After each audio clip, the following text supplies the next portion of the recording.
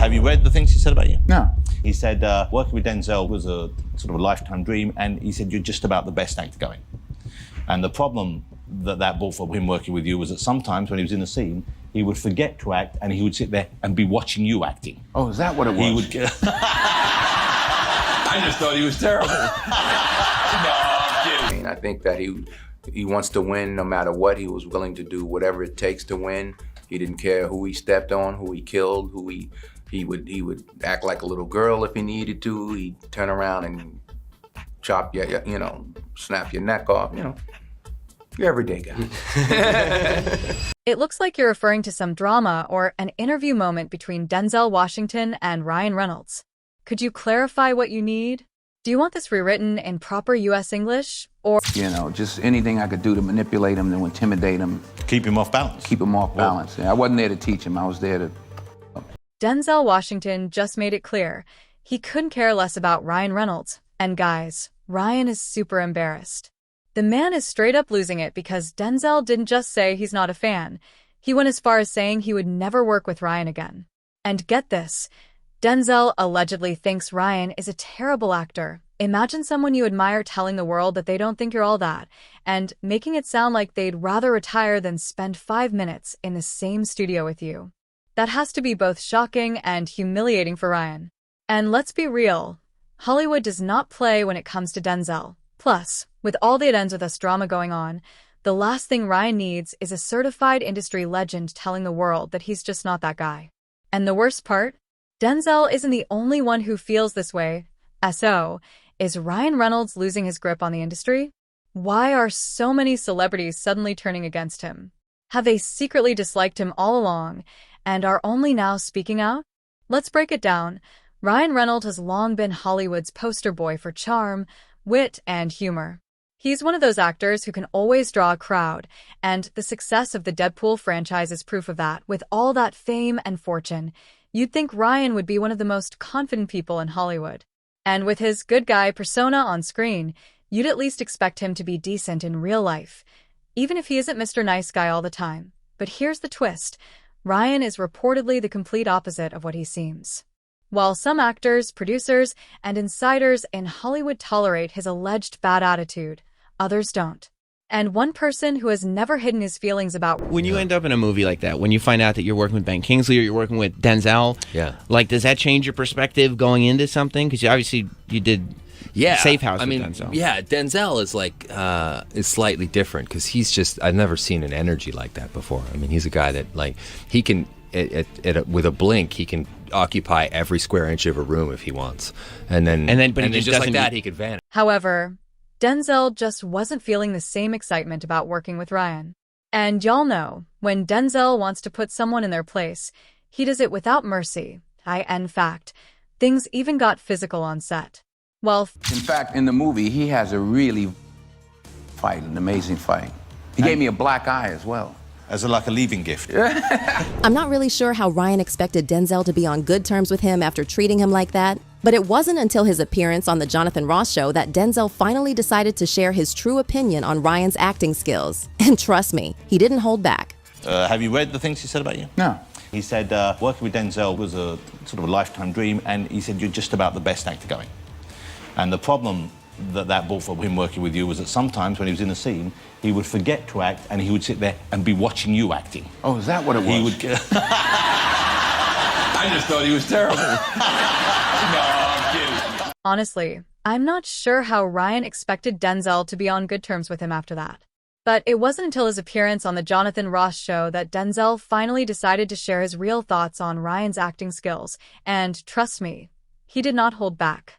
Clip 5.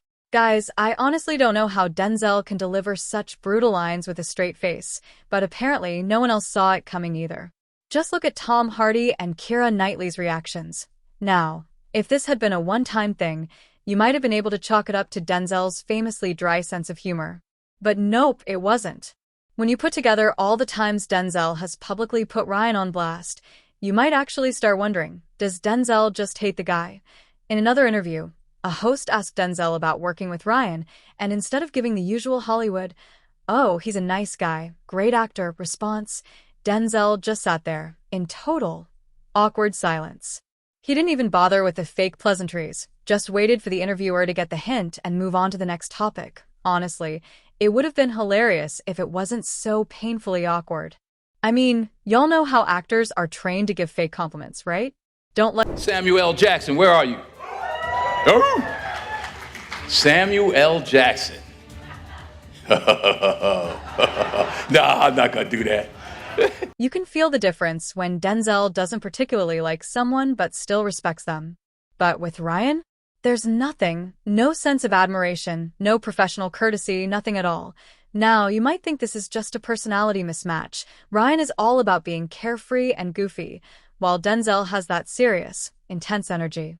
But it's not that simple, in fact. Denzel isn't the only big name in Hollywood who has subtly, or not so subtly, shaded Ryan. And trust me, it's not all roses and rainbows. Ryan has definitely worked on some major projects. Everybody loves Deadpool, the sarcasm, the wit, the action, the drama. What's not to love? And beyond acting, Ryan is stacking his wealth through ventures like Mint Mobile, Aviation Gin, and even owning a soccer team. He's booked and busy, no doubt. But here's the real question. Does Hollywood actually respect Ryan? The answer? It might shock you. If you ask some of Hollywood's biggest power players, they'll probably tell you that Ryan is, at best, a necessary evil. Take Quentin Tarantino, for example, one of the most influential filmmakers in the industry. Like it or not, his opinion matters, and when he speaks, people listen. When Quentin was asked about Ryan's work in an interview, let's just say he did not hold back. According to him, Ryan might be delivering box office hits, but at the end of the day, his movies lack true substance. I don't know what any of those movies are. I've never seen them. Have you? I've never even talked to Ryan Reynolds' agent. But his agent is like, well, it costs $50 million.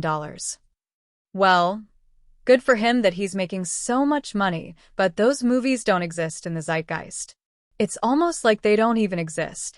And speaking of major Hollywood names who don't take Ryan seriously, we have to talk about the brutal shade Gerard Butler threw at him during an interview. Here's what went down. An interviewer asked Gerard to compare his 2009 movie Gamer to Ryan's action flick Free Guy. And things got shady real fast. Gerard didn't even try to sugarcoat it. He straight up admitted that he doesn't watch Ryan's movies. And the way he said it, it was almost like he was offended that anyone would even compare their work. But wait, it gets even worse. Y'all might have loved Deadpool too, but very few people know about the drama that went down behind the scenes. Because what do you do when the producer of a smash hit movie just walks away? Right when it's shaping up to become one of the biggest... I mean, would I work with him again? No. No. I would not work with him that again. much vitriol. But I've said that about Michael Bay, and now we're friends, and I would work with him again. But I think Michael Bay is different. And Michael Bay worked on a movie with Ryan Reynolds also. And so he has a very specific opinion. That may mirror of your Ryan own. Reynolds. And that was a good part of our last conversation with me and Bay. But I sort of wish him well because he's so good at Deadpool. And I think it's weird that he hates me. The first Deadpool movie was a massive success, and the sequel was supposed to be bigger and better. But to everyone's surprise, director Tim Miller walked away from the project right in the middle of it.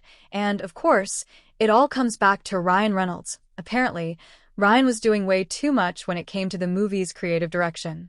Now, since he's the star of the franchise, it was only natural for Fox to give him some level of control over the creative process. But Ryan? He wasn't satisfied with just some control. He wanted to take over completely, essentially pushing Tim Miller to the back seat. It became crystal clear that Ryan wanted to be the one steering the entire franchise. Tim later explained his decision, saying, "You can work that way as a director quite successfully, but I can't. I don't mind having a debate, but if I can't win, I don't want to play. And I don't think you can negotiate every creative decision. There are too many to make." Reports say Tim and Ryan clashed so badly that, at some point, Tim just said, "This isn't worth it," and walked away. And honestly, this sounds exactly like what's currently going down between Blake Lively and Justin Baldoni, and it ends with us. From the start, I want to start with an apology. Man, reading the second part of your message, my heart sank. And I'm really sorry. I for sure fell short, and you worked really hard on that, and the way you framed it, and how that made you feel. I just want to say thank you for sharing that with me. That takes a lot of trust and vulnerability, and I feel really grateful that you feel safe enough to tell me that that's how you feel and share that with me. And I'm really sorry. I f***ed up. That is a fail on my part. One thing you should know about me is I will admit and apologize when I fail. I am far from perfect. I am a very flawed man, as my wife will attest. And and I'm gonna f*** up. I'm gonna say the wrong thing. I mean, how many directors would be okay with their lead actress rewriting the movie script without their consent, then guilt-tripping them into accepting the changes? And we're not talking about small edits here and there. Blake Lively was literally rewriting some of the most important parts of the film. Remember the iconic rooftop scene? Yeah, Blake allegedly revised the entire thing without even consulting Justin Baldoni. As if that wasn't bad enough, she also brought in Ryan Reynolds and her best friend Taylor Swift to work on the movie. And to really add insult to injury, Blake pulled the classic "I'm richer, more famous, and have more powerful people in my corner" card. Like, seriously, Blake? Be for real right now. See, It End With Us was supposed to be Blake's big comeback. It was meant to put her back in the spotlight, but instead, the bad press completely overshadowed the film from day one. Let's start with the casting drama. The moment it was announced that Blake would play the lead, book fans were not happy. Lily Bloom is supposed to be a fresh-faced, early 20s college graduate. So naturally, fans were a bit confused about how Blake, who's in her mid-30s, was supposed to pull that off. Like, no shade to Blake, but she just wasn't giving Lily Bloom, and it's not like there weren't plenty of actresses who actually fit the role and looked the part. But things got really messy when on-set photos started leaking online. People took one look at that orange wig and were like, heck no. The wig was so horrendous it went viral on Twitter. Some people even joked that Blake looked like a low-budget Wendy's mascot. And it didn't end there. During the press tour, Blake made sure she was at the center of the spotlight. Some point, she and Justin were basically running two separate press tours. While Justin actually talked about the movie.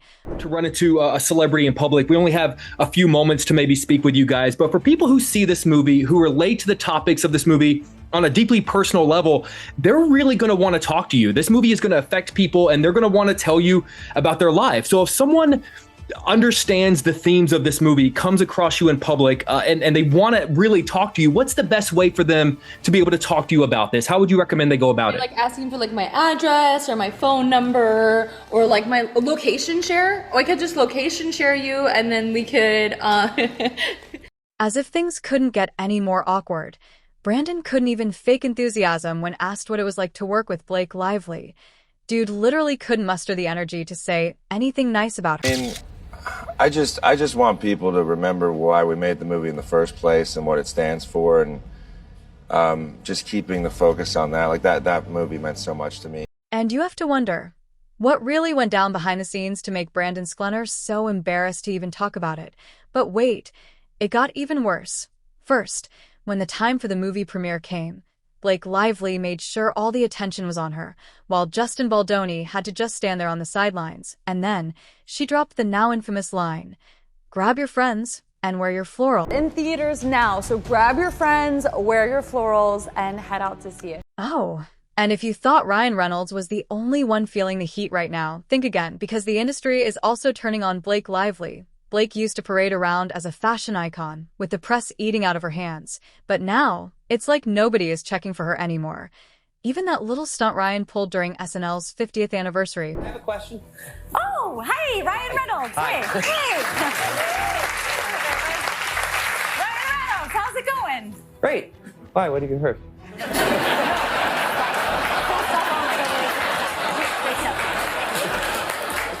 And after the event, rumors started swirling that a lot of A-listers were quietly distancing themselves from Blake and Ryan.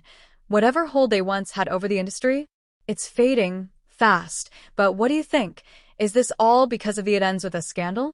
Or are people just over them at this point? And what are your thoughts on Denzel Washington roasting Ryan Reynolds? Sound